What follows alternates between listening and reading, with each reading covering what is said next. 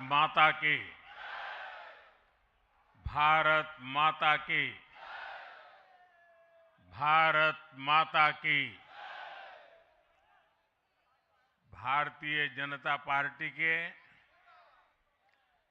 नवीन अध्यक्ष माननीय नितिन नबीन जी, हमारे पूर्व अध्यक्ष जेपी नड्डा जी, भाजपा परिवार के अन्य सभी वरिष्ठजन, देश भर से आए कार्यकर्ता साथी, देवी और सज्जनों, सर्वप्रथम माननीय नितिन नबीन जी को दुनिया के सबसे बड़े राजनीतिक दल का अध्यक्ष चुने जाने पर बहुत बहुत बधाई देता हूं, बहुत बहुत शुभकामनाएं देता हूं। बीते कई महीनों से संगठन पर्व यानी कि पार्टी का छोटी सी इकाई से लेकर के राष्ट्रीय अध्यक्ष चुनने की एक व्यापक प्रक्रिया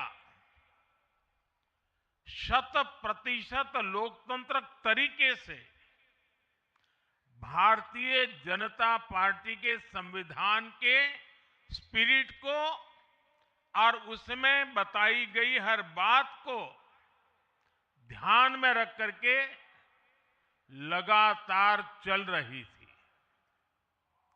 आज उसका विधि पूर्वक समापन हुआ है। संगठन पर्व का ये विशाल आयोजन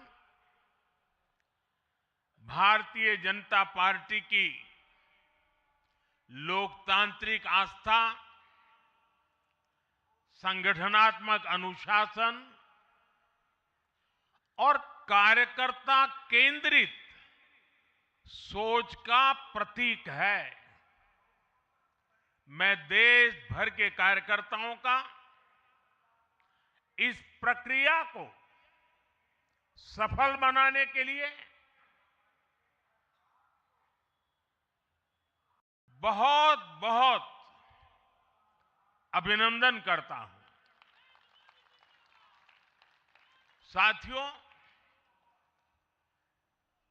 बीते 1-1.5 वर्षों में डॉक्टर श्यामा प्रसाद मुखर्जी की 125वीं जयंती का पर्व, अटल जी की 100वीं जन्म जयंती, राष्ट्रीय स्वयंसेवक संघ के 100 वर्ष, ऐसे महापर्व हम मनाते रहे हैं। ये वो प्रेरणाएं हैं जो देश के लिए जीने के हमारे संकल्प को और मजबूत करती है। हमारा नेतृत्व परंपरा से चलता है, अनुभव से समृद्ध होता है और जनसेवा, राष्ट्र सेवा के भाव से संगठन को आगे बढ़ाता है। साथियों, अटल जी, आडवाणी जी और मुरली मनोहर जोशी जी के नेतृत्व में बीजेपी ने शून्य से लेकर शिखर तक का सफर देखा है। इस सदी में वेंकैया नायडू जी और नितिन गडकरी जी सहित हमारे कई वरिष्ठ साथियों ने संगठन को विस्तार दिया है। राजनाथ जी के नेतृत्व में पहली बार बीजेपी ने अपने दम पर पूर्ण बहुमत हासिल किया। फिर अमित भाई के नेतृत्व में देश के अनेक राज्यों में भाजपा की सरकारें बनी। लगातार दूसरी बार केंद्र में बीजेपी की सरकार बनी।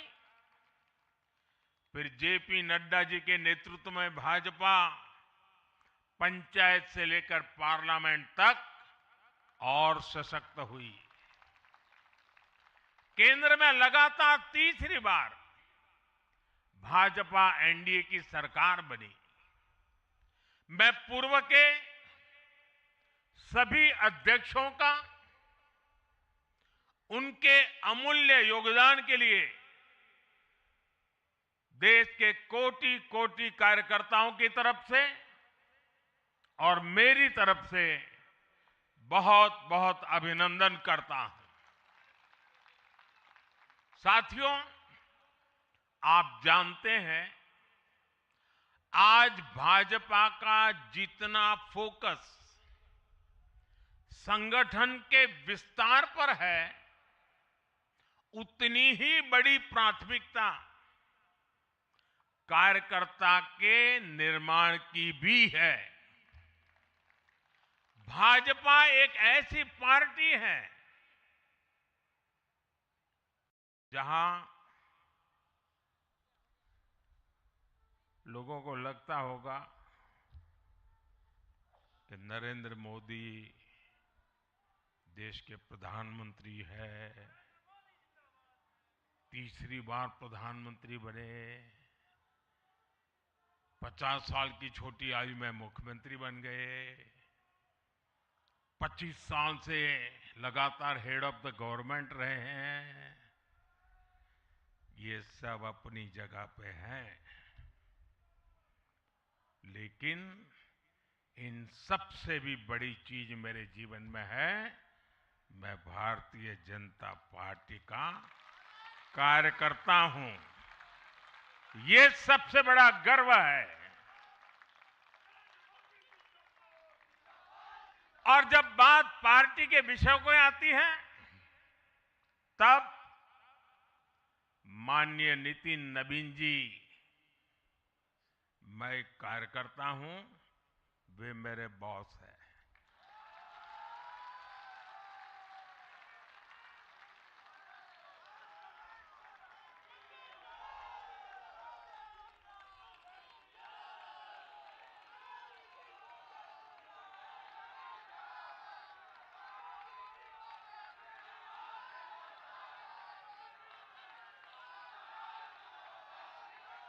अब माननीय नितिन नवीन जी हम सभी के अध्यक्ष हैं।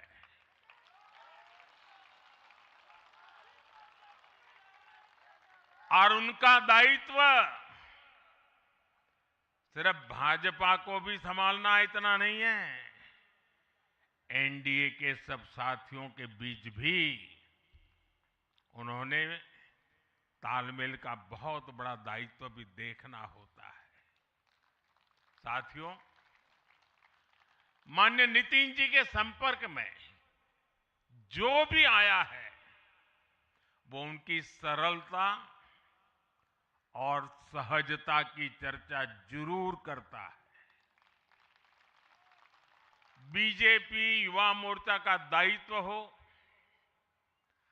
अलग अलग राज्यों में प्रभारी के रूप में जिम्मेदारी हो, या फिर बिहार सरकार में काम करने का अनुभव हो, नितिन जी ने हमेशा जब जब जो जहां जहां जो जिम्मेवारी मिली, अपने आप को उन्होंने साबित किया है। जिम्मेवारी देने वालों को भी उनके कार्य ने गर्व से भर दिया है। साथियों, ये 21वीं सदी है और देखते ही देखते 21वीं सदी के पहले 25 वर्ष तो पूरे भी हो चुके हैं। आने वाले 25 वर्ष बहुत महत्वपूर्ण है। ये वो कालखंड है जब विकसित भारत का निर्माण होना है और होना तय है।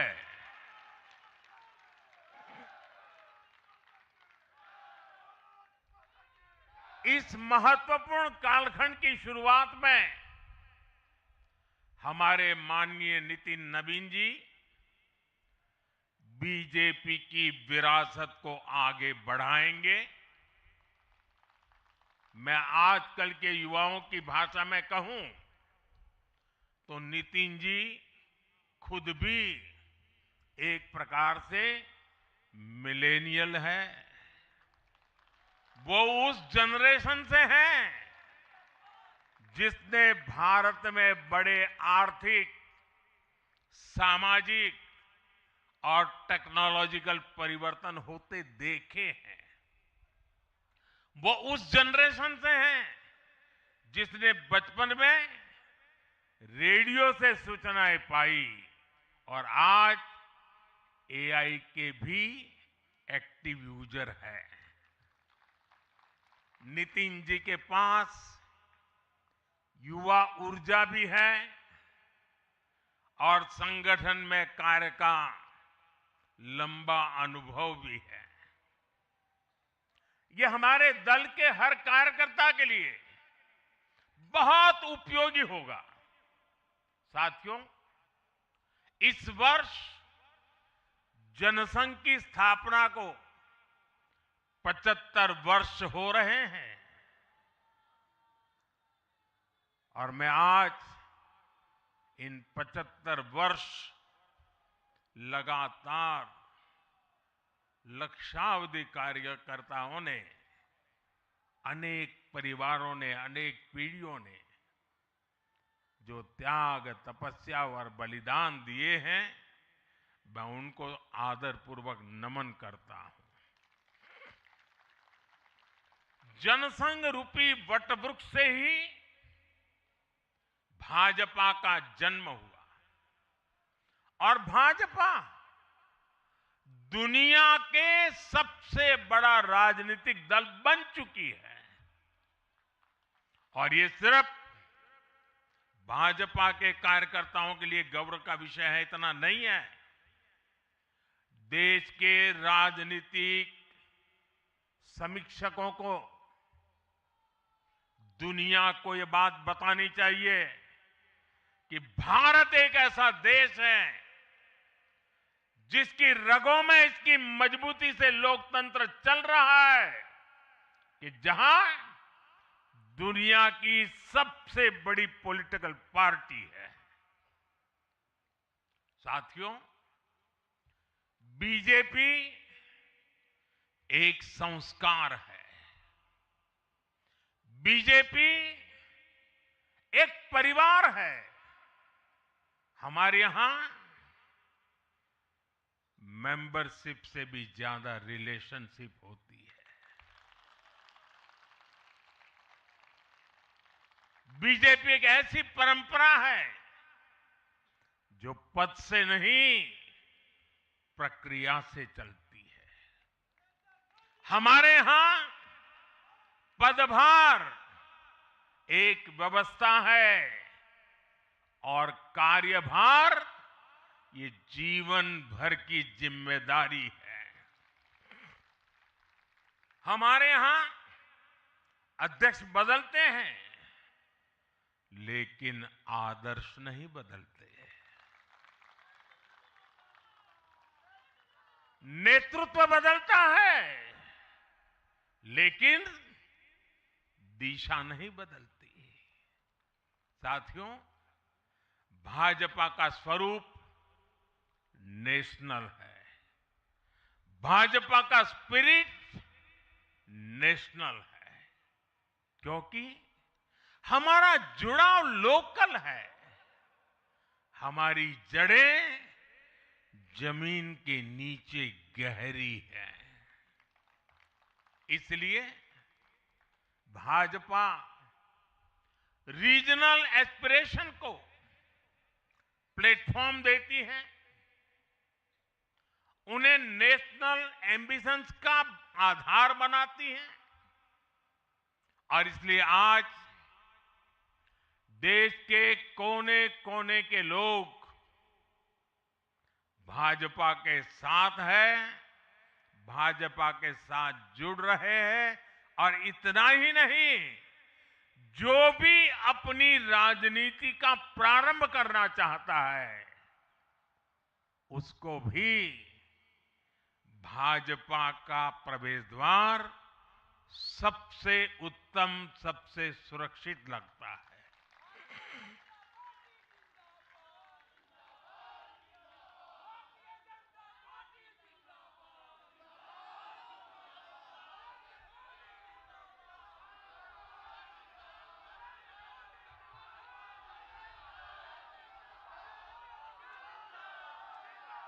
साथियों, जनता जनार्दन की सेवा ये हमारे लिए हमेशा सर्वोपरि रही है। हमने सत्ता को सुख का नहीं बल्कि सेवा का माध्यम बनाया है। इसलिए भाजपा पर जनता का विश्वास निरंतर मजबूत होता गया है। अगर बीते 11 वर्षों की ही बात करें तो भाजपा की यात्रा जन विश्वास अर्जित करने की अद्भुत यात्रा रही है। बीते 11 वर्षों में बीजेपी ने हरियाणा,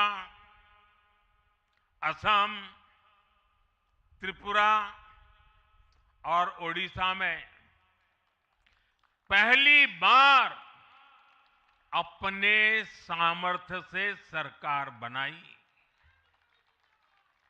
पश्चिम बंगाल और तेलंगाना में भाजपा जनता की एक बड़ी आवाज बनकर उभरी है। अक्सर होता यह है कि लंबे कार्यकाल के बाद सरकारों के लिए टिके रहना मुश्किल होता है, लेकिन बीजेपी ने इस ट्रेंड को भी तोड़ दिया है। गुजरात हो, मध्य प्रदेश हो, महाराष्ट्र हो, बिहार हो, इन सभी राज्यों में कई कार्यकाल के बावजूद बीजेपी पहले से भी बड़े जनादेश के साथ सरकार में लौटी है। साथियों, बीते 1.5-2 वर्षों में तो भाजपा पर जनता का भरोसा और मजबूत हुआ है। विधानसभा हो या स्थानीय निकाय, बीजेपी की स्ट्राइक रेट अभूतपूर्व रही है। इस दौरान देश में 6 राज्यों में विधानसभा चुनाव हुए हैं। इनमें से 4 चुनाव बीजेपी एनडीए ने जीते हैं। साथियों, आज भाजपा सिर्फ संसद और विधानसभा की नहीं बल्कि नगर पालिकाओं और नगर निगमों में भी पहली पसंद है। और इसका ताजा उदाहरण अभी हमारा महाराष्ट्र है। हाल में जो मेयर और पार्षदों के चुनाव परिणाम सामने आए, अभूतपूर्व है। बीजेपी महाराष्ट्र के स्थानीय निकायों में नंबर 1 पार्टी बनी है। कुल 29 में से 25 बड़े शहरों की जनता ने बीजेपी एनडीए को चुना है। कुल जितने पार्षद जीते हैं उनमें से 50% बीजेपी के हैं। ऐसे ही केरला में भी आज बीजेपी के करीब 100 पार्षद हैं। केरला की राजधानी तिरुअनंतपुरम की जनता ने मेयर चुनाव में 45 साल बाद लेफ्ट से सत्ता छीनी और भाजपा पर भरोसा किया। मुझे पूरा विश्वास है कि आने वाले विधानसभा चुनावों में भी लोग केरला में बीजेपी को अवसर जरूर देंगे। साथियों, बीजेपी निरंतर जीत रही है, उसका विस्तार हो रहा है। ये निश्चित तौर पर हम सभी के लिए गर्व का विषय है, लेकिन हम ये सभी के लिए बहुत बड़े दायित्व का बोध भी है और दायित्व बोध का समय भी है। कभी भाजपा ने पार्टी विद अ डिफरेंस के रूप में अपनी यात्रा शुरू की थी। आज बीजेपी पार्टी ऑफ गवर्नेंस भी है। देश के आजादी के बाद शासन के अलग अलग मॉडल देखे हैं। कांग्रेस के परिवारवाद का मॉडल, लेफ्ट का मॉडल, क्षेत्रीय दलों का मॉडल, अस्थिर सरकारों का दौर, ये सब मॉडल देख चुका है। लेकिन आज देश स्थिरता, सुशासन और संवेदनशीलता वाला भाजपा का विकास मॉडल देख रहा है।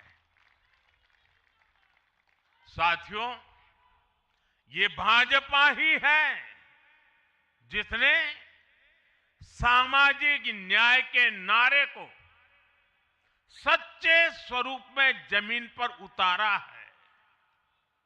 हमने गरीब कल्याण की योजनाओं को सरकारी फाइलों से निकालकर गरीब के घर तक पहुंचाया है। साथियों, मैं आपको कुछ उदाहरण देता हूं। आजादी के 70 वर्ष बाद सिर्फ 3 करोड़ ग्रामीण परिवारों तक ही पाइप से पानी पहुंच पाया था। माताओं बहनों की पीड़ा,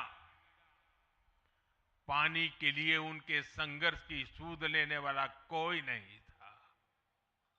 और मुझे याद है, मैं जब गुजरात में राजनीतिक क्षेत्र में नहीं आया था, सामाजिक जीवन में काम करता था, तो हमारे यहाँ एक धंधुका करके स्थान है, वहां मैं जाता था तो वो मुझे वहां के लोग कहते थे कि आप यहाँ रात को मत रुकिए और जब भी आपका दौरा हो तो सुबह 10 बजे के बाद आइए।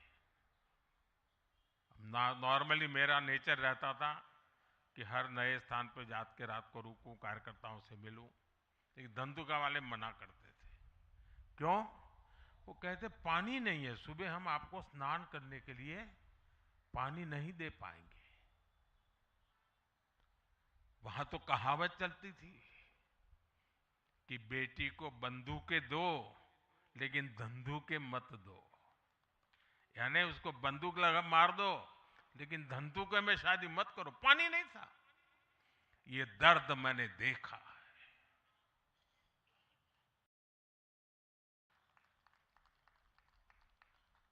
मैं धरती की सच्चाई से जुड़ा था। माताओं बहनों की पीड़ा अपनी आंखों के सामने देखी थी और तब हम जल जीवन मिशन लेकर आए और सिर्फ 5-6 साल में 12 करोड़ से ज्यादा परिवारों को नल से जल की सुविधा से जोड़ा।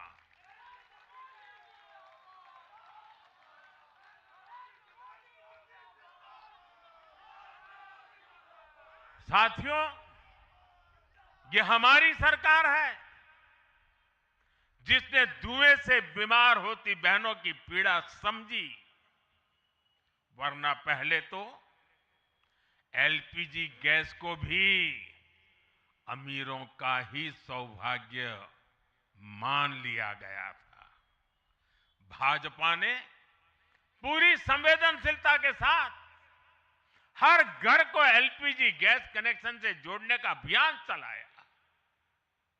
वर्ष 2014 तक जहां सिर्फ 14 करोड़ एलपीजी कनेक्शन थे, आज देश में 33 करोड़ से अधिक गैस कनेक्शन है।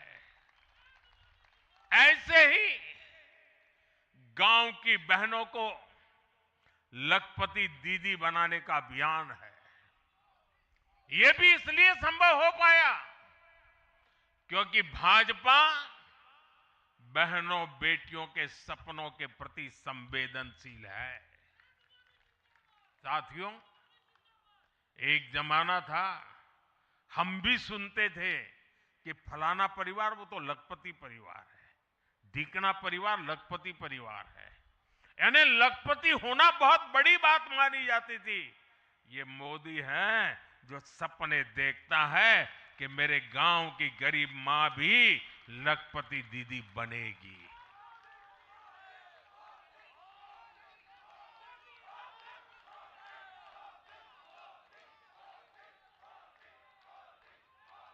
साथियों, दशकों तक आदिवासी समाज को सिर्फ वोट बैंक से जोड़कर देखा गया, लेकिन संवेदनशील भाजपा ने, भाजपा के हमारे संस्कारों ने समाज के प्रति समान भाव की हमारी परंपरा के कारण भाजपा ने आदिवासियों में भी सबसे पिछड़ी जनजातियों की पीड़ा को समझा। उनके विकास के लिए पीएम जनमन योजना बनाई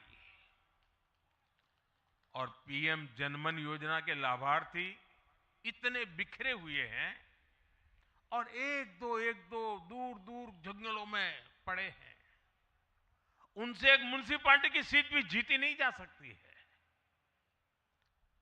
वोट के हिसाब से कोई उनकी तरफ देखेगा नहीं, लेकिन जब वोट से ऊपर उठ करके संवेदनाएं होती हैं, समाज का कल्याण हमारे संस्कार होते हैं, तो पीएम जनमन योजना जन्म लेती है।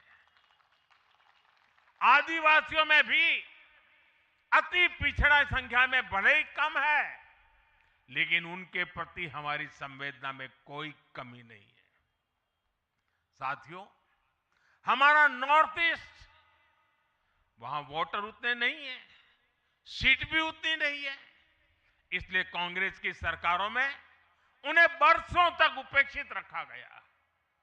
लेकिन संवेदनशील भाजपा ने नॉर्थ ईस्ट को दिल से भी जोड़ा और दिल्ली से भी जोड़ा।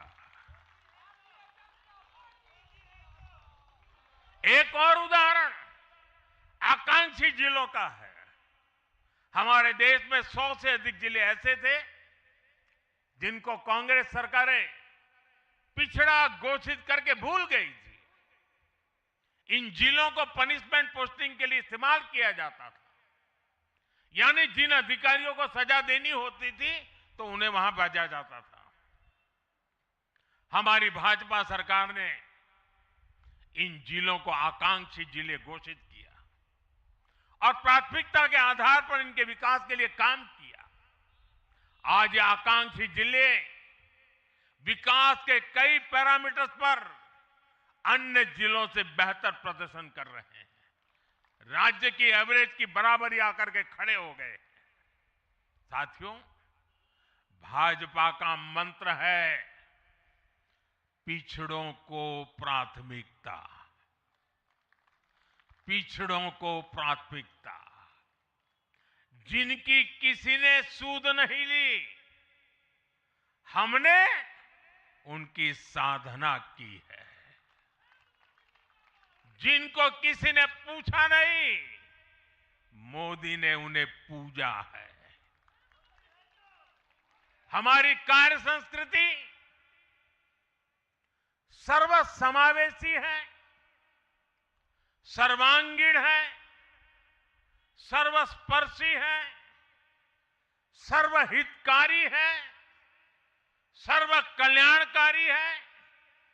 और ये कार्य संस्कृति गरीब को समान अवसर देने वाली है, गरीब को सशक्त करने वाली है। इसी वजह से सिर्फ एक दशक में 25 करोड़ लोगों ने गरीबी को पराजित किया है। और ये 25 करोड़ लोग कौन हैं? इनमें सबसे अधिक दलित, पिछड़े और आदिवासी परिवार है। साथियों, बीते वर्षों में जन विश्वास की जो पूंजी हमने अर्जित की है, उस भरोसे को कायम रखना बहुत बड़ी जरूरत है। देश की जनता 2047 तक विकसित भारत बनाने के लिए संकल्पित है। इसलिए बीते 11 वर्षों में रिफॉर्म्स की जो यात्रा हमने शुरू की है, वो अब रिफॉर्म एक्सप्रेस बन चुकी है। हमें राज्यों के स्तर पर, शहर की इकाइयों के स्तर पर, जहां भी भाजपा एनडीए सरकारें हैं, वहां रिफॉर्म्स की गति तेज करनी है। भाजपा सिटी गवर्नेंस का भी एक नया मॉडल देश के सामने प्रस्तुत कर रही है। इस लक्ष्य के साथ हम आगे बढ़ना चाहते हैं। साथियों, जब हम सत्ता में नहीं भी थे, तब भी हम अपने मूल आदर्शों से कभी नहीं भटके। हम राष्ट्र प्रथम के भाव से, नेशन फर्स्ट के भाव से डटे रहे, जूझते रहे, संकटों को झेलते रहे, जज्बात बढ़ाते रहे और जीतते भी रहे। हम वो लोग हैं, हमारा वो चरित्र है, हमारे वो संस्कार है। खुद से बड़ा दल और दल से बड़ा देश, ये भाजपा के हर कार्यकर्ता का संस्कार है, भाजपा के हर कार्यकर्ता का जीवन मंत्र है। इसी भाव के साथ बीते 11 वर्षों में हमने अनेक चुनौतियों पर विजय पाई है। जम्मू कश्मीर से आर्टिकल 370 की दीवार गिराना हो, 3 तलाक के खिलाफ कानून बनाना हो, इनको कभी असंभव माना जाता था। आज ये हकीकत बन चुके हैं।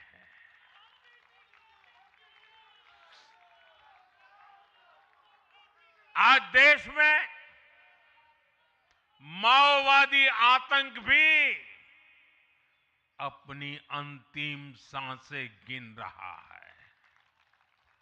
साथियों, आगे भी हमें हर चुनौती का पूरे सामर्थ्य से सामना करना है। आज देश के सामने एक बहुत बड़ी चुनौती घुसपैठियों की है, आबादी के असंतुलन की है। दुनिया के धनवान देश, समर्थ देश, वे भी अपने देश में जो घुसपैठिए हैं उनकी जांच पड़ताल कर रहे हैं और उनको पकड़ पकड़ करके निकाल रहे हैं और दुनिया उनको पूछती नहीं है कि तुम घुसपैठियों को क्यों निकाल रहे हो।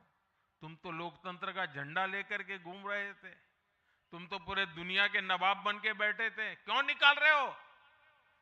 दुनिया में कोई अपने देश में घुसपैठियों को स्वीकार नहीं करता। भारत भी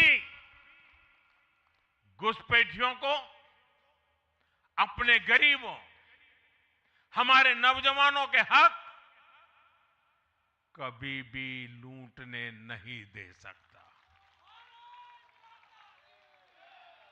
घुसपैठिए देश की सुरक्षा के लिए बहुत बड़ा खतरा है। उनकी पहचान करके उन्हें वापस उनके देश भेजना बहुत आवश्यक है। इसके अलावा ऐसे राजनीतिक दल जो वोट बैंक की राजनीति में घुसपैठियों को बचा रहे हैं या उन्हें कवर दे रहे हैं, उन्हें हमें पूरी शक्ति से जनता के सामने बेनकाब करना ही होगा, उनको एक्सपोज करना ही होगा। साथियों, एक और बड़ी चुनौती अर्बन नक्सल की भी है। अर्बन नक्सल का दायरा इंटरनेशनल हो रहा है और यहां अर्बन नक्सल की बड़ी चतुराई होती है।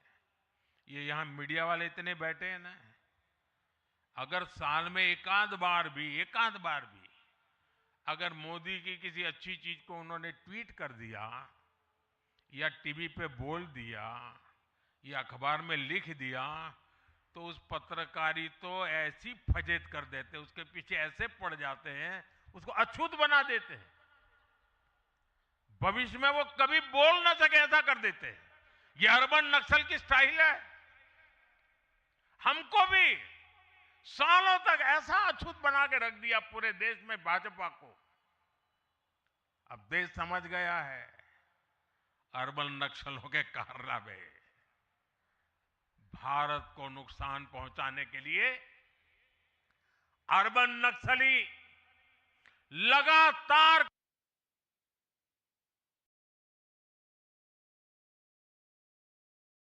इस वक्त हम प्रधानमंत्री का संबोधन यहां पर